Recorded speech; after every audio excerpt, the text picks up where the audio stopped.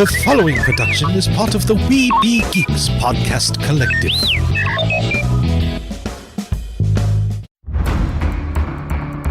From days long ago, from uncharted regions of the universe, comes a legend. The dream that came through a million years, that lived on through all the tears. It came here, the Fandom Nexus. Fabulous secret powers were revealed to our host as he plugged in his microphone. I have a podcast! Here he is, your Spider-Pan, Jeremy.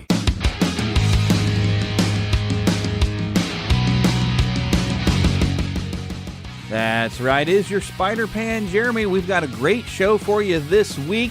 We're going to go back to Planet Comicon, Kansas City, and hear the second panel that I presented. This time I have some special guests, including Kay Mallins and Sumner returning, to talk about Marceline, Missouri, Walt Disney's childhood home, and go and talk about the museum, all the wonderful things you can see in Marceline, the impact that Marceline had on Walt that shaped his future. It is a great show. You're not going to want to miss this. Make sure you tell all your friends that this show is where it's happening.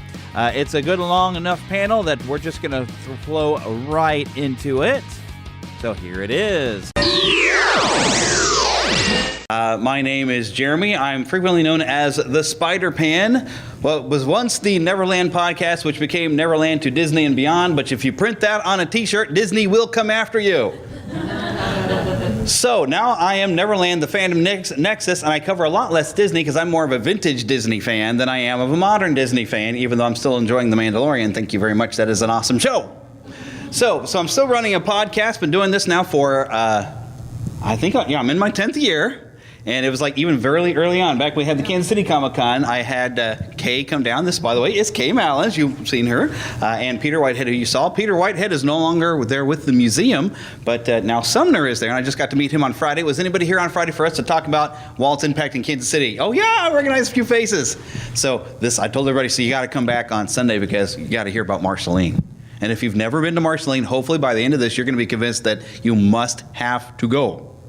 It is phenomenal. But as I was saying before, this is Kay Mallins. You are the still director, or to call you a curator, I guess it's... We wear many hats. Wear many hats. Yeah. Yeah, you might want to pull the thing closer because I don't know how loud these things are.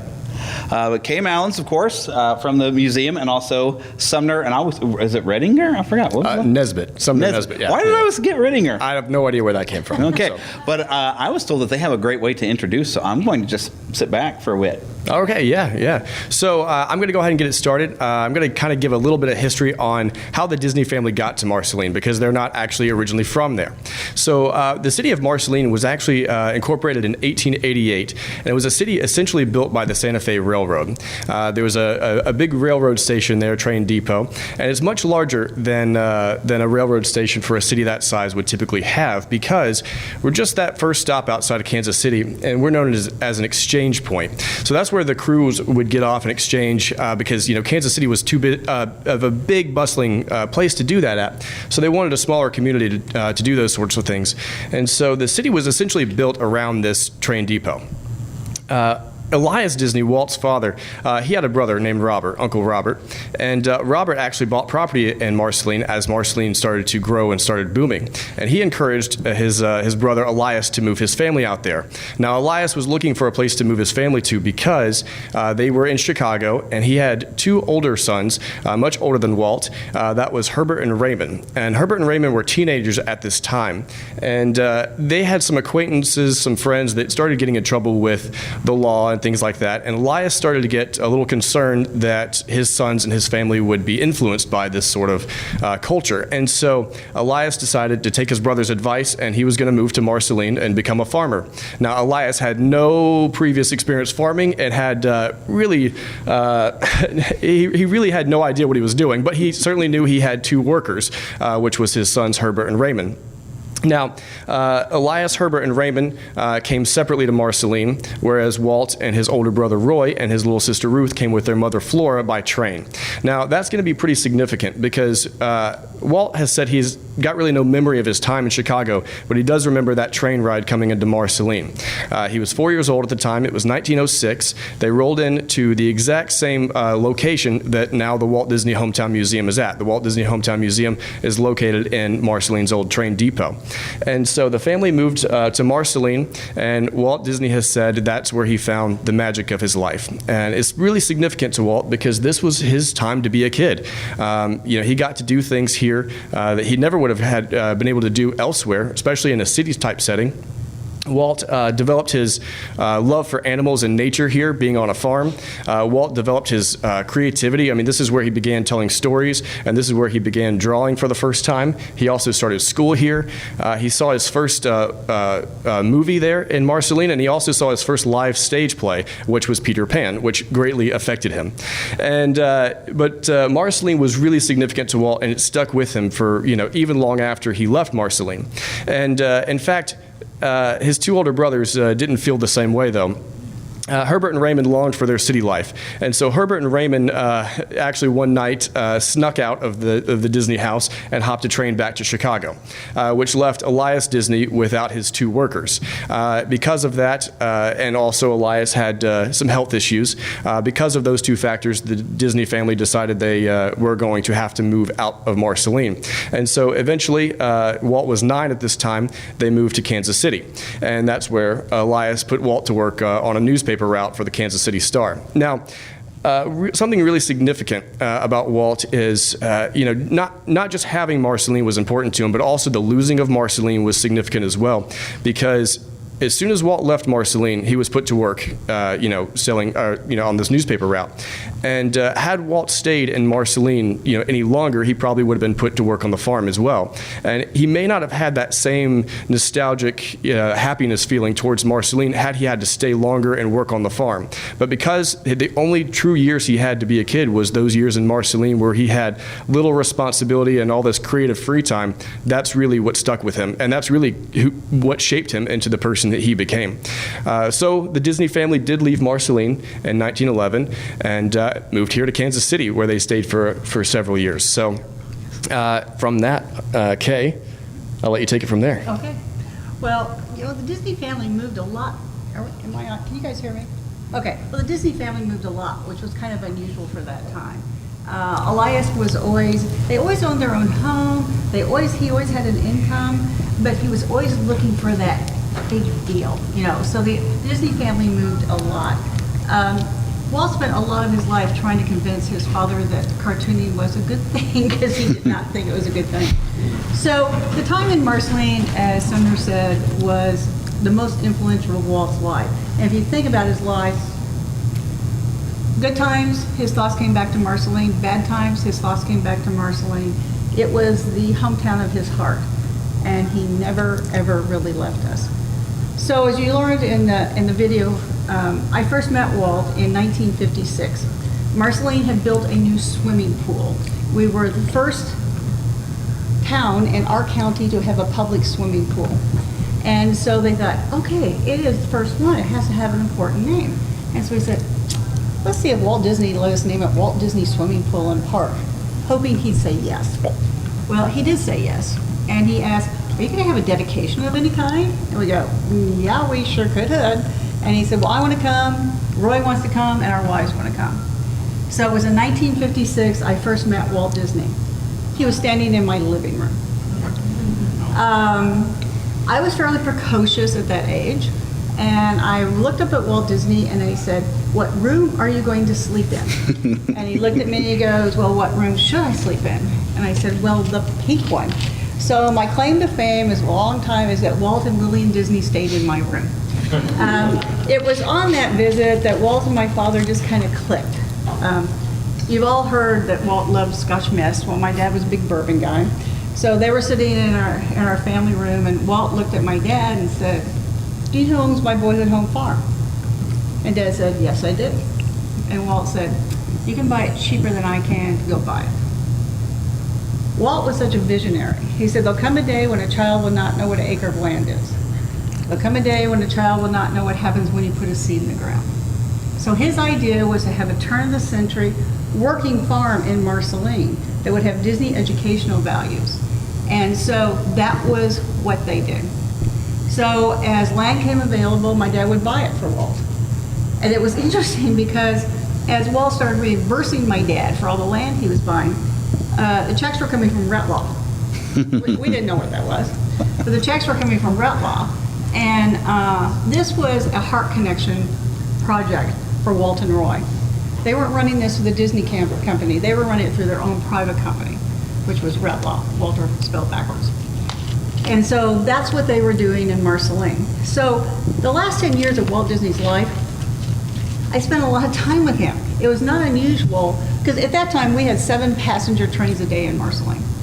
So it was not unusual for us to pick up the phone and some of us remember back in the day when phones are tethered to the wall. So you get the phone and you go, Dad, it's Walt. So I'd pick up the phone and you go, okay, I gotta talk to your dad.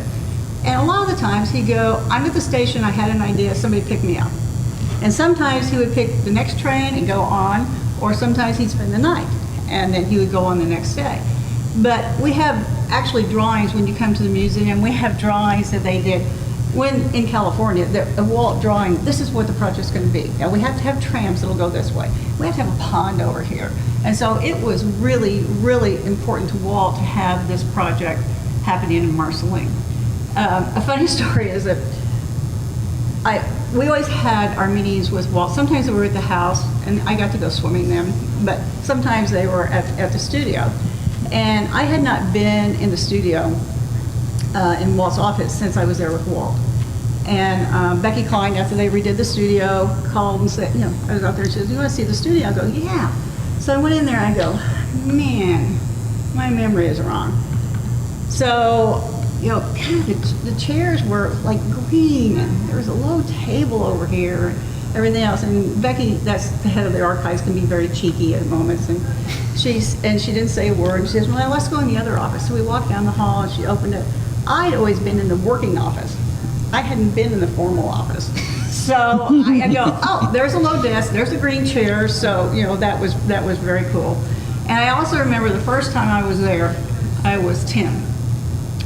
And my mother had made me a new white dress.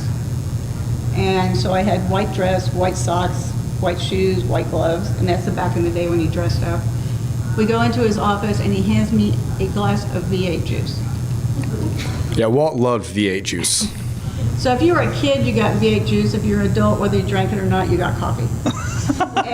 and so we're sitting in his office, and I'm holding this with my little white gloves, and I'm going, please do not let me spill this. Please do not. And I made it. It was fine. But I don't like V8 juice. Amen to that. Yeah, I had to gag it down. So there were lots of trips back and forth when they were planning this. And so it was during that time that I got to meet Walt's little sister, Ruth.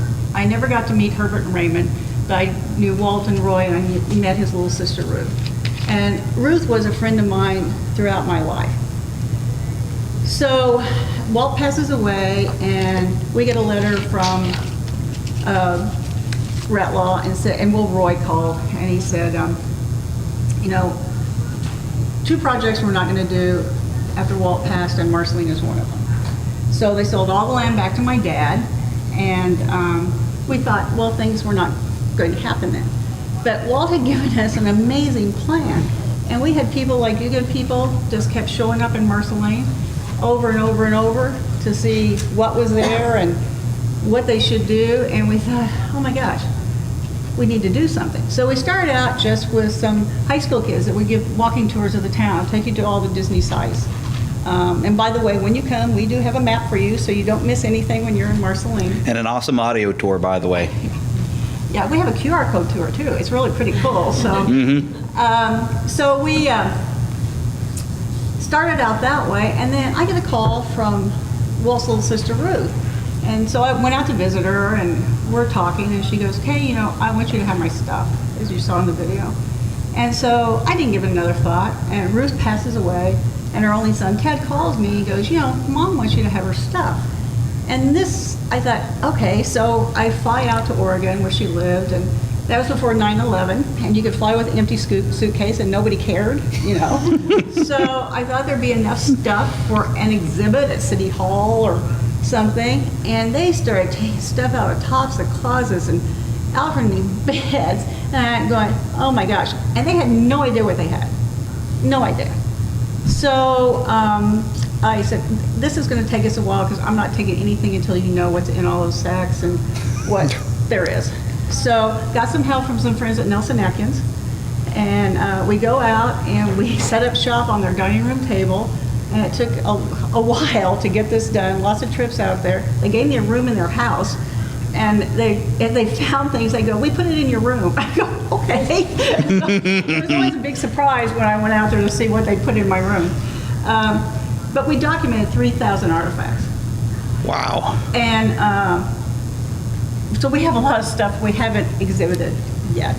But it tells a story about how close the family was. They are extremely close, and they wrote all the time. I mean, that kind of concerns me today. We just go delete, delete, delete. You know, and here are all these wonderful handwritten letters back and forth where they're pouring their hearts out, you know, about what's happening. And a lot of them between Ruth and her mother, Flora. You know, and so Flora had moved down, and Eliza moved down to be close to Walt and Roy.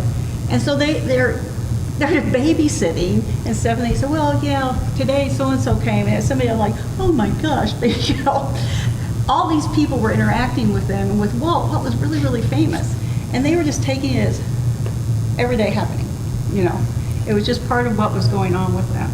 So, get all these artifacts, come back, and it kind of washed over me. I get to the end of their driveway. Okay, they didn't want me to leave the collection. I was going to ship it back. We had to get them crazy insurance. That's the reason I wanted to have everything documented. And they didn't want me to leave the collection.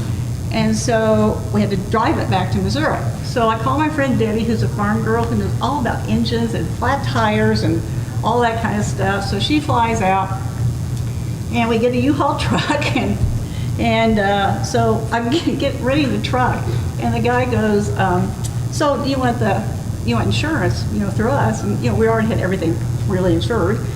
And I said, well, how much is it? And what does it cover? And he goes, it covers the contents of the truck, and it's $75. I go, done.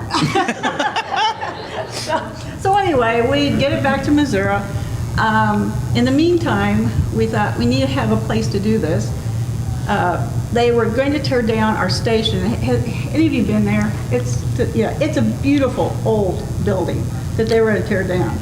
So, like, we strapped ourselves to it, said, you're not tearing it down, and we were able to purchase it. And so it took us a long time to be able to purchase it. And we spent about $2.5 million just to get it stabilized and get it rolling. So we got that done, and we decided to open the museum on September 23rd, 2011. 2001. 2001, yeah, thank you. 2001. Well, what happened then? So we had planned this celebration for 3 years. Our goal was to have 50,000 people in Marceline in 3 days. And so September 11th happened. So we thought, okay, are we going to cancel? What are we going to do? And we started getting calls literally from all over saying, don't you let them stop you. So we went ahead, had the celebration, opened the museum. We still had 35,000 people. The Disney authors and historians that were coming in from Europe, their flights got canceled. They couldn't get into the United States. It was so important for them to be there. They flew into Canada, and we had to fax the program to the border guards and then for them to get in. But they wanted to be there. So it was a celebration of everything that is good and everything that is right about Disney. You know, it happened in his hometown, which is where it should have happened on that occasion. So from then, we are now in our 22nd year at the museum. We've continually grown as we could, and we welcome people literally from all over the world in this small town. So I hope you will, those of you that haven't been there will come. Well, and I want to say a few things about Marceline outside of the museum, because the museum is obviously a big attraction in Marceline, but it's not the only thing in Marceline. It's not the only thing with a Disney connection either. So there is also that original farm that Walt lived on. The Disney Family Farm is a place that you can visit. It doesn't cost anything to go to. It's open 365 days a year from sunrise to sunset. And it's actually, so the original structure that was there, the original barn, unfortunately did collapse over the years. Yeah, that's a picture of it right there. But obviously Walt loved his farm.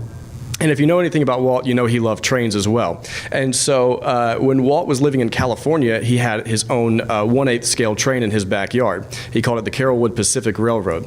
And to house his train, he actually built a replica barn there was a replica barn of the barn he had in Marceline to house his train. It was his workshop and everything like that.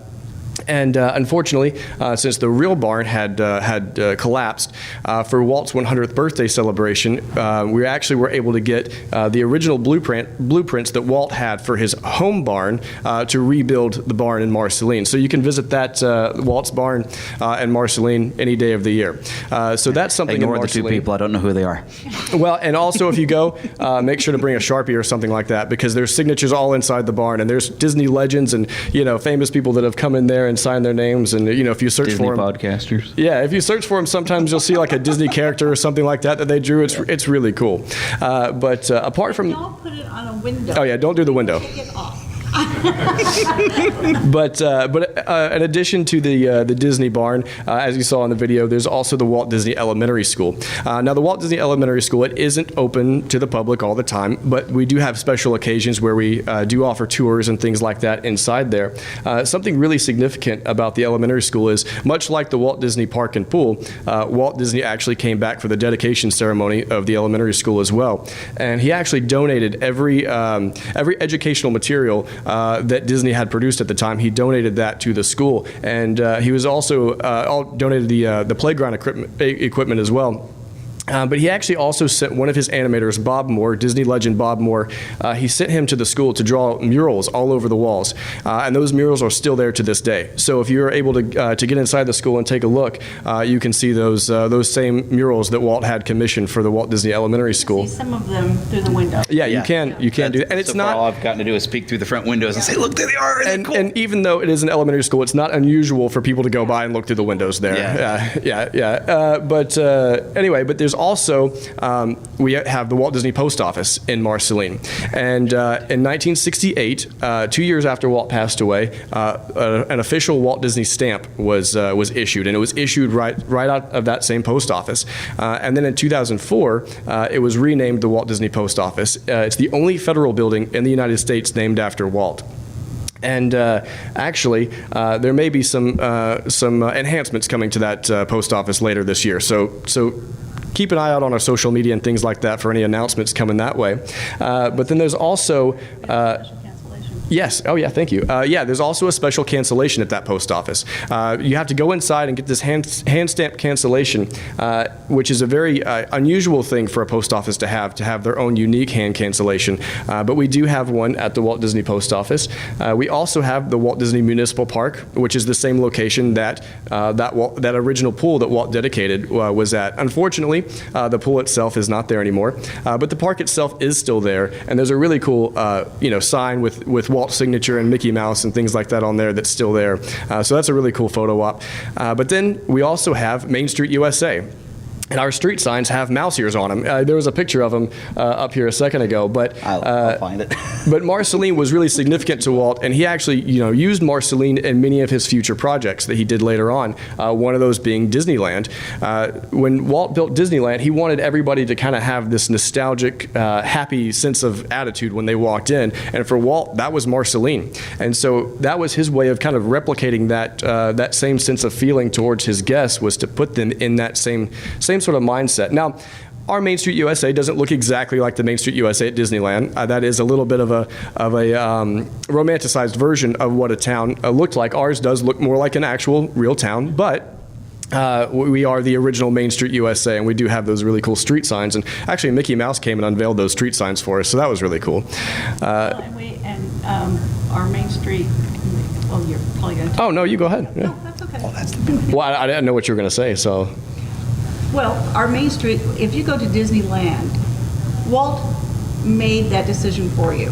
You have to walk down Main Street, Marceline. You have to have that feeling. After you walk down Main Street, then you can make your own choice of whatever park you're going to.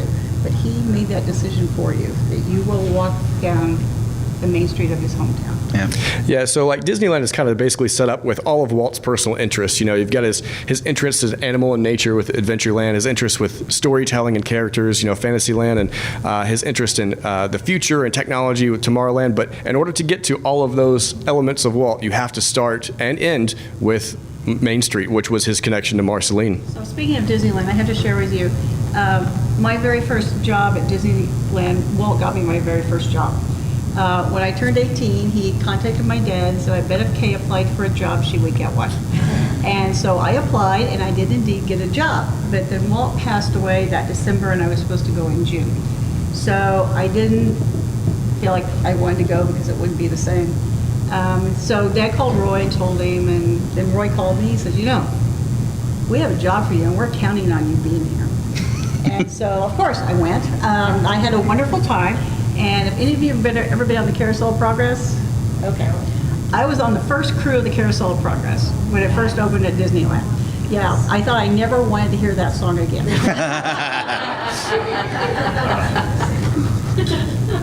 Oh, well, no. That's all you. Oh, well. Well, just to kind of give, since you have the photo up right here. So Marceline has actually housed two different film premieres there. The first was in 1956, as mentioned in the video. Walt and Roy came and they premiered The Great Locomotive Chase, which starred Fess Parker. Obviously, he was huge at the time, being in Davy Crockett and everything. And then in 1998, they premiered The Spirit of Mickey there. And how many people were there that day? Oh my gosh, I should have brought a picture of that. I know my mom was there. There was like 40,000 people there that day. It was really cool. Yeah, and the Disney characters were there, and it was a big day for Marceline. Mary's department store, her cash register broke. People wanted to buy anything that had Marceline on it, so she sold stuff she didn't think she'd sell for years. And there are still good things to buy. There's an antique store. Every time I go up there, I visit an antique store that's right next to where they used to have a Toon Fest headquarters. That's a whole other different story. But there's an antique store that always has something good. I've bought so many vinyl records. I've got like an original soundtrack for Peter Pan. I think I've even found a Pinocchio album. But there's always something in there that I can't afford. But it's even just to look at the stuff in the antique store, it's amazing some of the stuff that ends up in there. There's a whole vintage Disney section in there. Oh, it is fantastic. I love it. Magnolia Antiques. Mm-hmm. Great, yeah. If you ever just visit, I mean, I was looking, I know I've got pictures where I've stood out in the middle of Main Street and just took a photo looking down it. There's something just even magical about it being a small town. You walk down the street, and I usually go every year. I was so happy this year I got a chance to go again because during COVID, I wasn't able to visit. I had gotten used to like an annual yearly pilgrimage. But you can just walk down the street, and the people all know each other or something. You'll walk down the street or on the sidewalk, and people are like, "Oh, hey, Ned, you know how you been?" And everyone's like, "Oh, yeah, I don't know how the kids." They'll just start talking, and then there's this great little restaurant there on Main Street called Ma Vic's that you can just sit in there, and people are just listen to people coming by. There's so many. The people are so neat around there. It's just cool, but there's just something.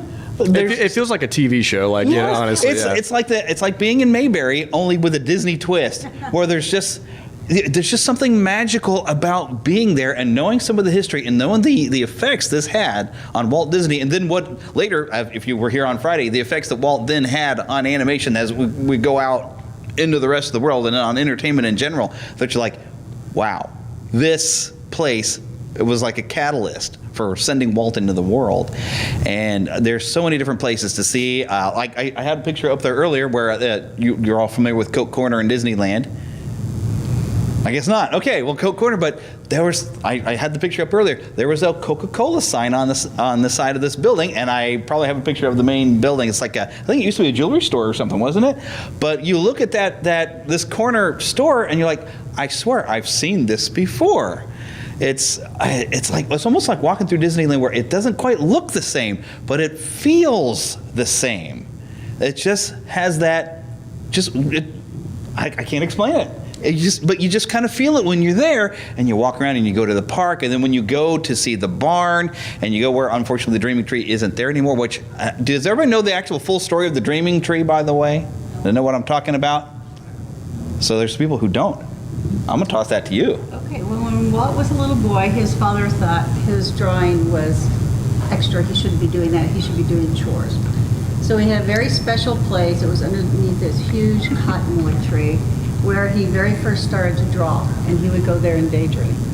Now, his little sister Ruth told me that he would make her a drawing, and then he'd make up a right good story to go along with it. So every time Walt would come back to Marceline, he had to visit his Dreaming Tree. And when he came back in 1956, it was so neat. I got to tag along on that visit, and I always knew I had to be behind the camera. But anyway, he looked at Roy and he goes, "It's still there." And he was talking about his Dreaming Tree. So something really cool is kind of a tribute to Walt's Dreaming Tree with their new redo of Toontown in Disneyland.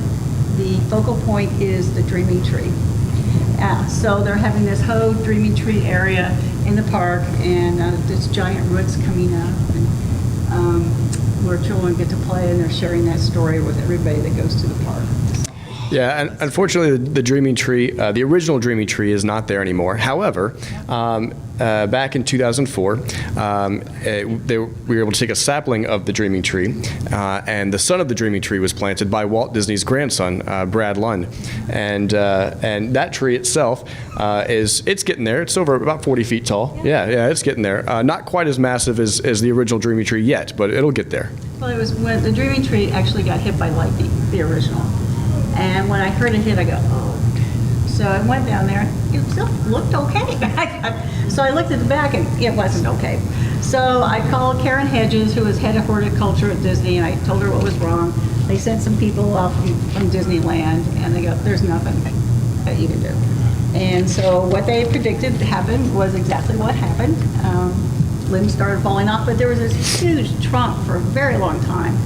And it wasn't unusual to go down there, and like one time I went down there, there was this little girl, and she ran over, she threw her arms around the tree, and she go, "Now I know where the tree in Pocahontas came from." so everybody saw something different in the tree, and that's where Walt had, his wonderful times drawing down there, and he felt that. We also, when Disneyland was 50 years old, we presented a Dreaming Tree sapling to Disneyland at their 50th anniversary, and so it's planted there. Yeah, no one knows exactly where. It's kept a secret, but there is a sapling of the Dreaming Tree at Disneyland. That we can't tell. Okay. They don't even tell me. But the fun thing about this is, this museum, every year I've gone, has had something new that I hadn't seen before. And it's worth taking your time and reading stuff. They have this nice recording, and it's been kind of fixed up over the years, where I think it was his parents, it was Flora and Eliza's 50th anniversary. They were having their anniversary, and Walt wanted to go and document it, and he recorded the audio, and they're playing the audio for you in the museum, and they've now got transcription up so you can read and see all this stuff. It's just so special. All the things that Walt wanted to do for his family, it didn't always work out as well as he had liked. I won't get into that story. You need to go to the museum and read up on some of that. But you get to go and find out about his brothers, and even the brother that Walt once said was probably smarter than him because he got a real job as a mailman. But it's all in there, and there's always something new. They have a great room in there that every time I go in there, it's just a kick, because collectors will temporarily share some of their merchandise and memorabilia, and you'll see stuff you didn't even know existed, records, lunch boxes, movie posters, statuettes. Oh my goodness. And they have stuff from the parks. They have stuff from when there's an anniversary at Disneyland, they'll have it up there on the wall. And there's so much to see in that museum. And I think the first time I was there, I just spent hours there, and I ended up watching. They even show the documentary that Diane Disney Miller had put together with Dick Van Dyke hosting. And oh my goodness, you could spend all day in that museum. And then after you leave the museum, all the ins and outs of Marceline. When you get out and walk around the town, I know, you just kind of, I can't explain it other than when you just take it in. And when I finally got a chance to go back this year, it was like a homecoming. And I took, I don't have any photos from this year, but I took, for those of you who were here on Friday, Philip, who was here with me, he hadn't been since, I think, his honeymoon. And to see how much everything had changed even from that was like a brain rush. But just walking around in that town and then walking to the barn, going to see what's left of the tree, because you can kind of see it. It's laying down back there behind the fence, but then seeing, son of the dreaming tree, and I think there's even a daughter dreaming tree I thought I saw last time. Didn't I see like another one? There's another one, but it's not a daughter. Oh, okay. Here's another one. I thought somebody got clear. All right, maybe in my brain, I made up my own headcanon. There you go. But it's for, even if you're just a mild Disney fan, this will turn you into a fanatic for at least the man Walt Disney that really created a lot of stuff that's really shaped a lot of our culture. Whatever you think of the modern Disney company, I mean, it's all that vintage stuff. It's just, it gets in your head as you walk down the street, and you're just going to have a smile on your face. And I even love to come and visit. I went there on the 4th of July one year to stick around for the festivities in the park, and there's nothing like a small town 4th of July celebration. So much to where Main Street USA and Disneyland, it's supposed to be the 4th of July. Well, actually, can I elaborate on that a little bit? Please do, yes. Okay, so the first time Walt ever saw fireworks was in Marceline over the 4th of July. Richard Sherman and Floyd Norman wrote a great book called A Kiss Goodnight that tells this story. So good. But the first time that Walt saw fireworks was in Marceline over that time. And Walt called it the perfect kiss goodnight because it was the last thing he did before bed that night. And he always used that phrase, that kiss goodnight, as kind of that cherry on top, just that putting that final bow on everything. And so when the development of Disneyland was happening, Walt said, we need that final kiss goodnight, and going back to the fireworks he saw in Marceline as to why there's fireworks in the parks these days. And so, thank us. Yep. Yeah. Every time you enjoy the fireworks, just remember it all started in Marceline. There's a lot of stories that relate back to Marceline, and if you get us rolling, we'll just we can go there. But yeah, there's a lot of Disney history that takes its origins in Marceline or has a Marceline connection there. Now, there's one event I meant to do this year and I keep forgetting because last time I was there and it was during D23 and I went the wrong time. You weren't there, but your mama gave me a nice tour as always. Her mom's a sweetheart. Inez Johnson's got stories too. My goodness. But there was someone who had reminded me, like, the day after Thanksgiving, they have, it's just the Peanut Festival or something, right? And so they have someone who's, I guess, supposed to be dressed somewhat as Santa, but not fully. But you can go and buy bags of peanuts, and they do all kinds of fun events. I have yet to be there, but I heard I have to. It's fun. It's our kickoff to our Christmas season, and we don't know why we sell peanuts, but we sell 4,000 bags of peanuts in 50 minutes. 25 minutes. Yeah, it's a pretty quick turnaround. Yeah, it's a big thing. And there's horse-drawn wagon rides and a Yule log and carols in the park, and it's just a fun small-town Christmas kickoff. And Santa turns on all of our lights downtown. Mm-hmm. So it's just a fun, laid-back, nice Christmas evening. And it's only about a 2-hour drive from here. You could do this as a day trip. Of course, I want to go in the evening when I want to see the lights all lit on because I bet that's gorgeous. And just that small town feeling. Even though I'm still kind of a stranger to people, I almost want to just go and start having conversations with people. But they'd be like, "Who is this guy? He's a stranger." No, they would never question it. Yeah. I'm shy, so I feel like I'd be the weird one.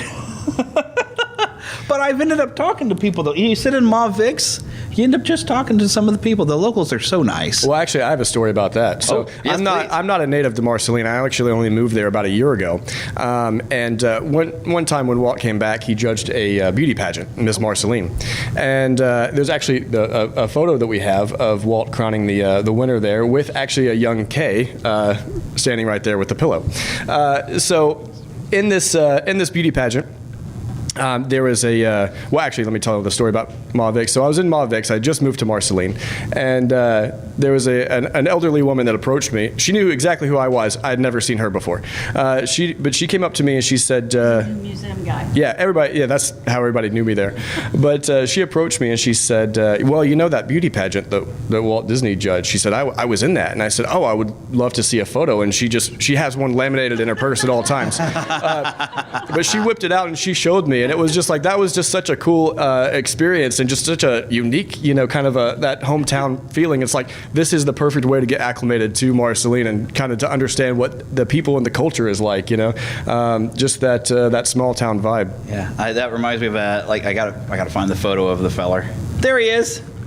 And I always forget his name, but the funny thing, so this picture over his shoulder, which I think was somewhat staged, wasn't it? Where they had a little boy that they went and kind of was fishing off of this bridge. But I was actually there that day. I had convinced my father and stepmother, you got to come up here. And so I was actually sitting at the table there in Ma Vic's talking to them, and I was pointing out the pictures like, this is like this little boy that Walt and Roy came around, they fished, and there's the little boy all grown up. And I think his name is Jim? Jim Payton. Jim Payton, yeah. So, and I got, I actually recorded the story and actually put it on the podcast a long time ago, but you never know who you're going to run into. There are people in this town that were kids, and some are in the museum that were kids when Walt was going presenting the great railroad, I keep wanting to call it the railroad chase, the great locomotive chase.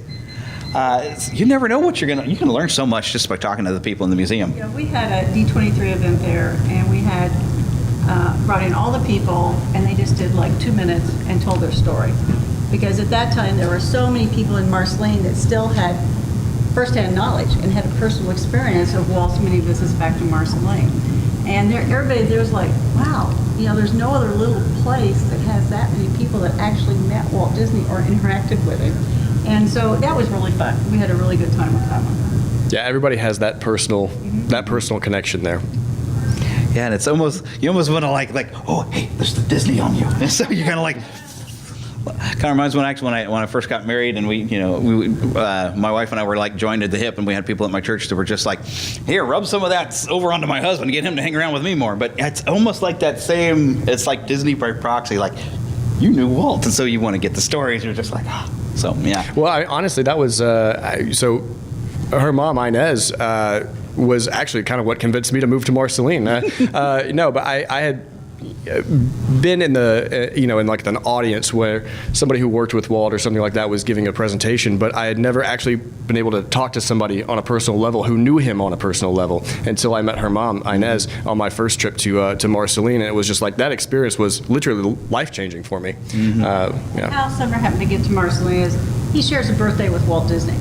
Really? Yes. So he had promised himself if he came to Marceline, he was coming on their birthday.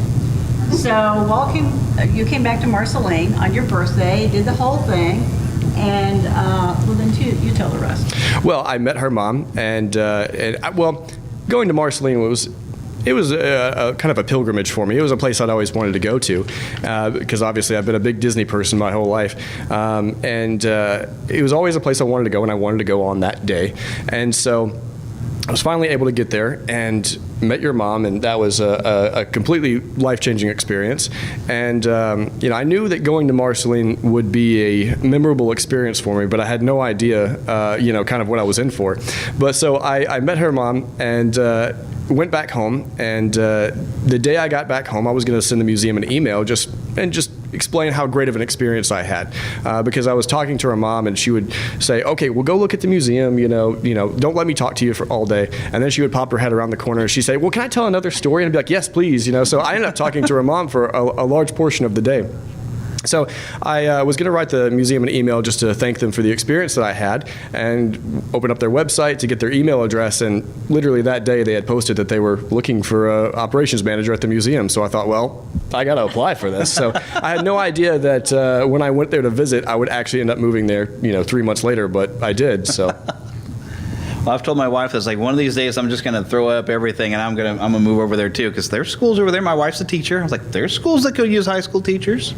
Only thing is I'm weird now because I went from working in, because of the podcast, I ended up working in radio, and now eventually I'm working in television over in St. Joe, which I can't get anybody in St. Joe convinced the news director that they should have come down here. But I remember one time I showed up at Toonfest, somebody from that TV station had come over there, so I'm thinking, well, of course, you guys, it's a little different, though, this year. But I'm thinking, we got to get over there again. But if there was a TV station over there, or I know there's a radio station, but it's a country station. I'm not a country fella, but I can fake it. Well, one of these days, I'm probably going to move. Well, I was going to say there is going to be plenty of opportunity in the next few months for you to come up there. We are going to be having a few events. Stay tuned with our social media presence, because we are going to be making announcements actually later this week and next week, about some things that are coming up. You can talk about like June. Okay. No, you talk about May and All right. Well. July. Go ahead. All right, yeah. So in May, at the beginning of May, we're going to have. I'm not sure if you're familiar with him or not, but Garner Holt. He is he has his own company, Garner Holt Productions. He does not work for Disney, but Disney contracts him out. So essentially, any of the animatronics that you see in a Disney park today, he made. Him and his workshop made. So Garner Holt will actually be there giving a presentation and speaking with some people in Marceline. About how maybe he can have a stronger presence there. And then in July, we're actually going to be visited by Leslie Iwerks, of Iwerks, his granddaughter, and Marcy Smothers. Marcy Smothers, Smothers Brothers, if you guys are familiar with that, married to Tommy Smothers. So Marcy Smothers is a Disney historian, has written several books on Walt, and her most recent book is The 100 Disney Adventures of a Lifetime. And Marceline is one of those 100 Disney adventures. So both Marcy and Leslie will be there for a book signing, as well as a presentation. And then in June is going to be a pretty big event. And this is something that we'll be announcing a little bit more details on later this week and next week. But June is going to be essentially the whole event is going to surround a clock dedication. So there is a clock on Main Street at Magic Kingdom, and it is a clock that's branded by Citizens Watches. Citizen is the official Disney, or the official timekeeper of Disney. So Citizens is a Disney Alliance partner, and they made a replica clock, a 16-foot tall clock, that they're going to be donating in Marceline. So we are going to have the dedication ceremony, and we're going to have a larger event built around that day, with a street fair, and then there's also going to be an event that night on the Disney farm that will be a hard-ticketed event, and the tickets for that will be available in the next week or two. In September. Oh yes, and of course, September we have our biannual Dreaming Tree Gala. So in September, that will be another big event for us with some Disney legends that will be there to be our keynote speakers for that. So we're going to have a pretty big year coming up in the next few months. It usually is. I mean, heck, I've come up there one time. You had, darn it, my brain just went out the window of what they call them. But some of the people who were there, the 55 Club, isn't it? The people who were there at Disneyland. Yeah. They had, Tom Nab or Nabe? Nabby. I always get that wrong. Yeah, I'm so bad with names and everything, but getting to meet them, some of the, especially telling stories of being like the very first Tom Sawyer at Tom Sawyer Island and how that came to be. The guests they have in there are fantastic. It's worth the ticket money. Some of these are pretty expensive, but they're awesome. They're totally worth going up there and spending an overnight. There's a nice the hotel that I had stayed at wasn't that great, but it's been bought by some new people apparently who fixed it up. Okay, so the Hotel Marceline was bought by this wonderful guy in Florida, and all the rooms now are Disney themed. So all the rooms have furniture from the Disney resorts, yeah. Disney resorts in it. So yeah, you can stay in Animal Kingdom, you can stay in Pop Century, you can stay in. So it's fun. I lived in the Wilderness Lodge room for a while when I first moved to Marceline, yeah. So come to one of the events and stay overnight. Do you have a question? Just a couple minutes. Well, actually, I used to work at Stevens College. This has been many years ago, and they had a collection there on Maud Adams. Yeah. Allegedly was Peter Pan in the production Walt saw. Yeah. Maybe inspired how he portrayed Peter Pan in his films. I just stumbled across that when I was working there. I worked in archives years after that, but that was so fascinating. It is, yeah. And it's something I'd like to. I have a YouTube channel, and it's something I kind of like to look into. I do history stuff, and I probably will be visiting all of you in Marceline at some point. As you should. So, Walt actually approached Maud Adams to be a consultant on his version of Peter Pan when he was originally doing that. Yeah. They actually had some sort of relationship professionally, but I haven't looked into it enough to know that much about it yet. But it's definitely. He can tell you. That was up. I miss ToonFest. Yeah. So do I. Yeah, what happened to ToonFest was pretty much COVID. And then we got busy doing other things. Yeah. But ToonFest, we did a cartooning festival for 25 years. And we had everybody from Mort Walker, Beetle Bailey, to Pete Docter, Pixar. We had We had some really great guys. I went through the showroom today, Marketplace today, hoping, because last time I was here, there were some guys that had been to Toon Fest that were down there drawing. So I was hoping there was none of our alumni down there this time, but it would be. We kind of considered doing it again off and on, but it was a lot of work. Yeah. So it was. I miss it too, though. We had fun doing that. It was magic, especially if you've never been to a small town parade where they march it down one direction, turn around, and come back the other side. So you get to see both halves of it. Yeah, because our downtown's only 3 blocks long, so we turn around and come back, and our cartoonists all thought that was such a hoot that the parade turned around. And that was one of the things that made me nervous this last time I went. I was like, I used to come up for Toon Fest all the time, and now there's no Toon Fest. But, it's still just as magical without a Toon Fest, just being in that town and going to that museum and seeing the barn and everything. I was just as happy and thrilled being there. It is truly a magical place, and if you've never visited, I got 2 minutes to tell you once again, go. It's only a 2-hour drive. You can do it as a day trip. You will love every minute of it. I will promise you that. As I've been trying to also show you, make sure you go waltdisneymuseum.org. I don't know why the Facebook page didn't go up, but they have a Facebook and Instagram. Some of you I gave cards to ahead of time. If you didn't get one, come see us, because there's a QR code on the back that you can click and it'll take you to our site, so you can find all kinds of information. And I do have my business card up here. I forgot to hand them out on Friday. Neverlandpodcast.com. Even though it's not quite the name of the show anymore, come check us out. We're right now. It's Neverland, the Fandom Nexus. It's not as much Disney coverage as it was before, but we still have a lot of fun making the show. And you can even order this shirt for anyone who gets this. My last interview with Phil Lawler, if anyone's familiar with Adventures in Odyssey, there's a lot of people who have voiced Disney cartoons that have been on Adventures in Odyssey, and I had him on here, and we had a nice discussion of some ways to show love to other people. So that will wrap us up, I figure, because they're beeping at me back there. So thank you so much for coming. If you guys have any questions or anything like that, feel free to come approach us, and we'll be happy to. And that is going to wrap up our show for this week. I do plan on coming back, hopefully, maybe next weekend we'll get another show. I would like to be able to get back to weekly, but we've been kind of bi-weekly. Got a lot of things I didn't really get into this week that happened with some new trailers. Plus, I got to see the new Super Mario Brothers movies, and I'll share some thoughts on that. And I think I'm going to try to find a Mario big fan expert to maybe help us out to talk about some history of Mario. And I'll plan to hopefully do that next weekend and get that show out to you and have some more fun. But make sure you are sharing this show with others. We have lost a lot of audience members, and the show has kind of shrunk down here over the past few years, and I would like to get it back up and strong. We're kind of a new show, new format. So make sure you're sharing this friend with others if you're having a good time here. Make sure you visit our Patreon page. It's all found at neverlandpodcast.com. You can find links to our shop where I've got all kinds of fun little shirts for you. You can visit our Patreon, which I'm going to update the Patreon a bit. And I think I need to. Someone told me I need to raise my my levels on there, so I'm going to do slightly higher levels. And I'm going to try to create a bit more exclusive content. So if I have some immediate thoughts on something I've seen online or whatever, and I want to share it, I'll put it there. I'll put a lot of different exclusive things. I'm going to start working on that. I'm trying to find time to do all this.